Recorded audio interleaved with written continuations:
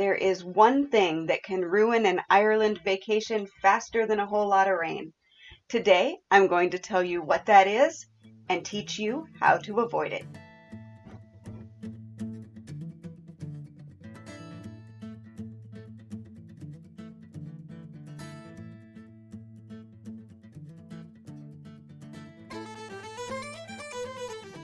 Thank you so much for joining me again here on the Traveling in Ireland podcast. You know, Ireland may be a small country, but its size is really deceptive because it has hundreds of amazing historical sites, incredible attractions, and breathtaking views. How do you even choose what to see or where to start? Let me help. My free itineraries give you a starting point for your own vacation. You can choose one or more that best fit your vacation goals and use those to craft your perfect Irish holiday. Just visit IrelandFamilyVacations.com/plan to download.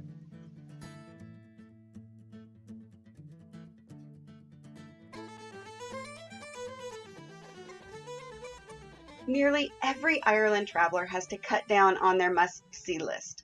You just can't see it all, and you really want to remember the places you did see and not how much driving you did to see them.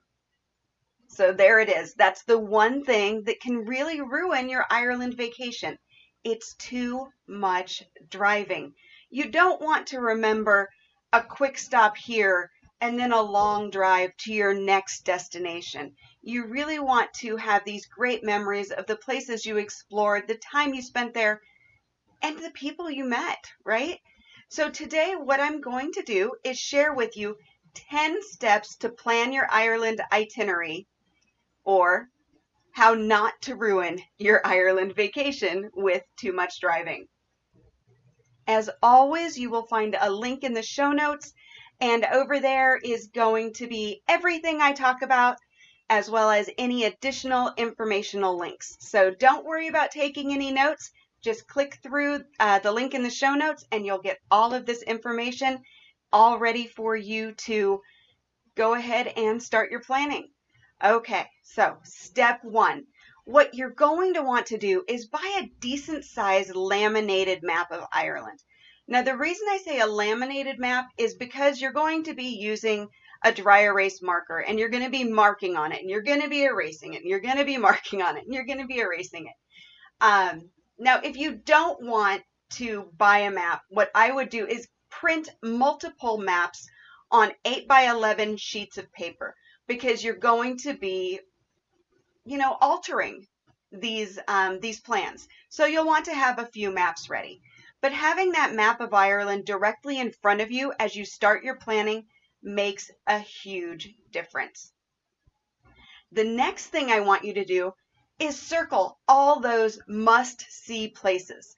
So if the Cliffs of Moher are on your list, and Dingle is on your list, and the Giant's Causeway is on your list, I want you to go ahead and circle those all on your map with a big red circle. This way you have a visual of what you want to see and do.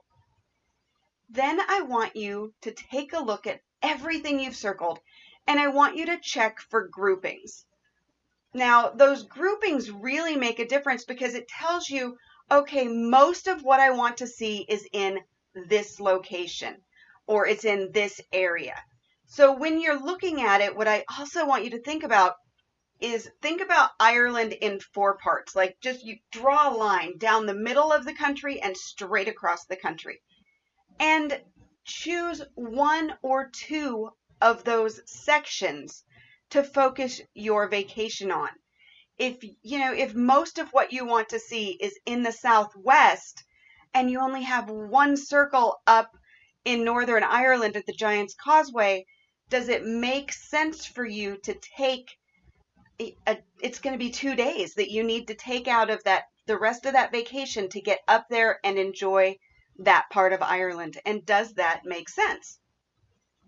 Now, after you've gotten your groupings, I want you to use an online map like Google Maps and calculate the distances between the center of those groupings and the other sites. So if you have a grouping down near Killarney, which is where you'll find the Ring of Kerry and the Dingle Peninsula and Killarney National Park, and then your next grouping is maybe up at the Burren and the Cliffs of Moher, what I want you to do is check the routes on Google Maps. And then you have to calculate your travel time. Because what happens is Google Maps or Bing Maps or any other mapping software, the only thing that they can use to determine travel times is posted speed limits. And once you are off the motorway in Ireland, you're not going as fast as those speed limits are posted. So you're going to add on some time. For times under 3 hours, add on at least 30 minutes. For 3 to 5 hour drives, add on 45 minutes. For over 5 hours, add on a whole nother hour. Another thing, if you're looking at smaller travel times, I usually say a good rule of thumb is 10 minutes for every 30 that Google Maps or Bing Maps say it will take you to drive. Because you're not going to be upset if you arrive someplace early. But if you arrive someplace late and you miss a tour or you miss a boat, that's going to kind of, take your day down a notch or two. So make sure you figure in those drive times and get them, overfigure them rather than underfigure them. Now, after you've got your groupings and your drive times between those groupings, I want you to realistically think about how much time are you comfortable with driving every day? Will you be comfortable driving 5 hours a day every day? Or would you be more comfortable with a 5-hour drive every other day, every third day? Once you know how much driving you're comfortable with doing between sites every day, then you're going to understand how often you want to change your lodging. Now, my recommendation is always to spend a couple of nights in an area before moving on. I know that's not realistic sometimes. Sometimes it will only be one night. But really exploring a place for a couple of days, it just gives you a whole different understanding of the area and the people and, what you're seeing. And it heightens your experience. Okay, so now you know your must-see sites, you know how long you're going to drive between them, you know how long you're comfortable driving and how often you're comfortable driving that distance. Now go back and re-examine those must-see sites. How does that change your map?